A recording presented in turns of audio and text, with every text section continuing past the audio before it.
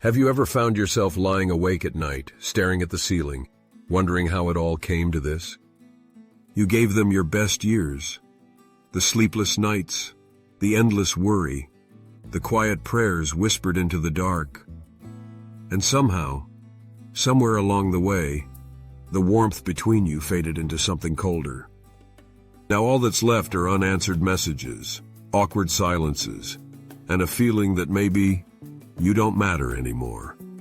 If that sounds painfully familiar, take a deep breath. You're not alone.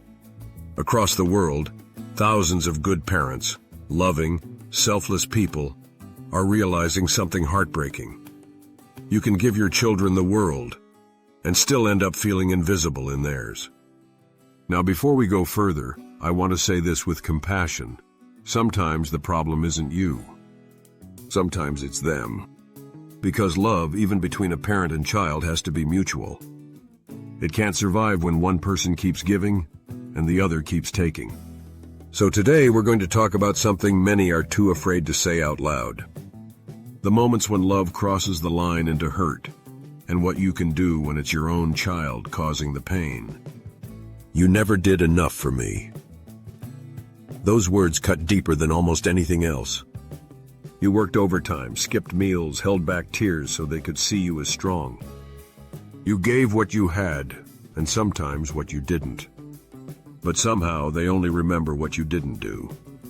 When an adult child constantly brings up your mistakes without ever acknowledging your love, they're not trying to heal. They're trying to rewrite history. And no matter how many apologies you offer, it will never be enough, because what they want isn't closure, it's control.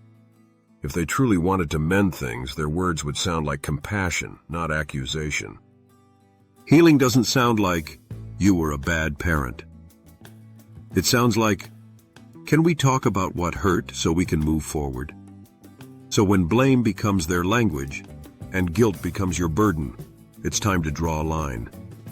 You don't need to defend your entire life story to anyone, not even your child.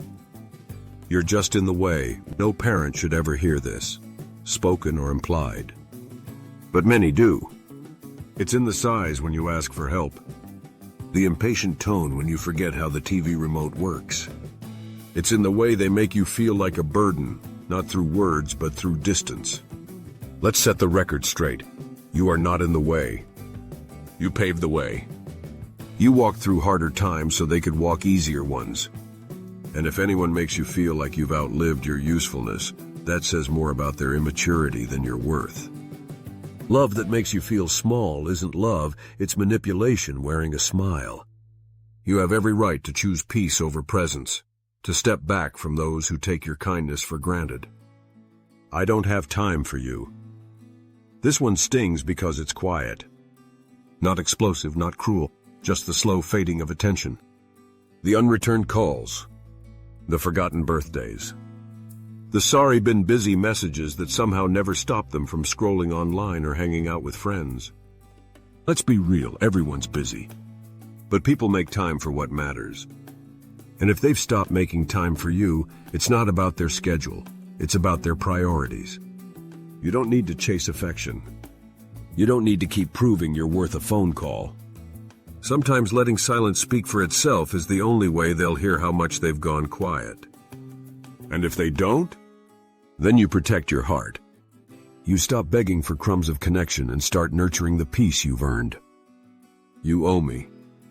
Maybe they don't say it outright. Maybe it comes through expectation, the assumption that you'll always be there to babysit, to lend money, to drop everything when they call. But here's the truth, you don't owe them anything beyond love, and love is not servitude. You already paid your debt in sleepless nights, in tears you never showed, in years you spent building their future while neglecting your own. When love turns into obligation, it stops being love. You are not an open wallet, a 24-hour taxi, or a problem solver on standby. You are a human being deserving of rest, respect, and reciprocity. Saying no doesn't make you selfish, it makes you whole again. You're too old to understand. Age does not make you irrelevant. It makes you wise. And yet some children treat their parents like relics, outdated, clueless, stuck in another era. But let's be honest, you've survived more in your lifetime than most of them could handle in a week. You adapted through change after change, technology, culture, politics, loss. You've reinvented yourself countless times just to keep going. That's strength, not ignorance. So when they roll their eyes or dismiss your opinions, remember, their arrogance doesn't erase your wisdom. You don't have to shout to be heard. Your dignity speaks louder in silence. You always make it about you. Sound familiar? You share your feelings and suddenly you're the villain for having them. That's emotional deflection, a fancy word for, I don't want to take responsibility. If you say, it hurt when you forgot my birthday, and they respond, you're always so sensitive. What they're really saying is, your feelings make me uncomfortable. But your emotions matter. You've spent a lifetime caring for others. The least you deserve now is someone who listens when you speak. And if they can't handle your honesty, maybe it's time to speak less and live more.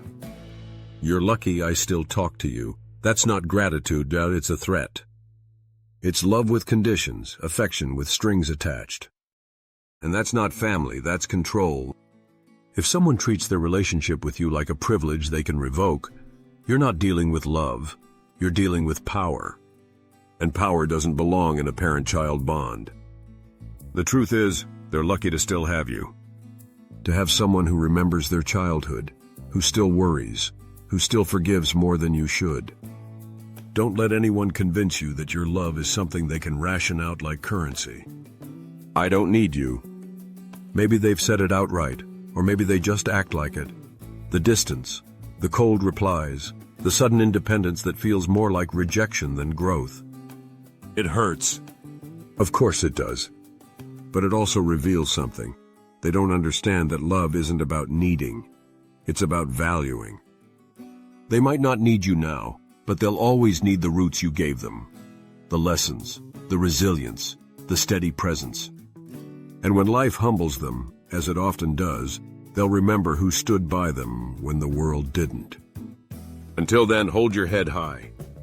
You were never meant to be disposable. Final thoughts. There comes a moment in every parent's life when you realize you've given enough, you've forgiven enough, you've tried enough. And if your child continues to treat you with coldness, contempt, or silence, then walking away isn't giving up. It's growing up. It's choosing peace over pain, boundaries over guilt, and self-respect over obligation. Because here's the truth, there is no age limit on dignity. You still deserve laughter, friendship, and love that feels gentle. You still deserve mornings without worry and nights without tears. So if this message spoke to you, know this. You're not broken, you're brave. You're not forgotten, you're just learning who's truly worth your love. And remember, you're not here to be tolerated. You're here to be treasured. If this message touched your heart, hit like, subscribe to Strong Elderly Life, and share your story below. Because your voice matters, and your story might be the light someone else needs tonight.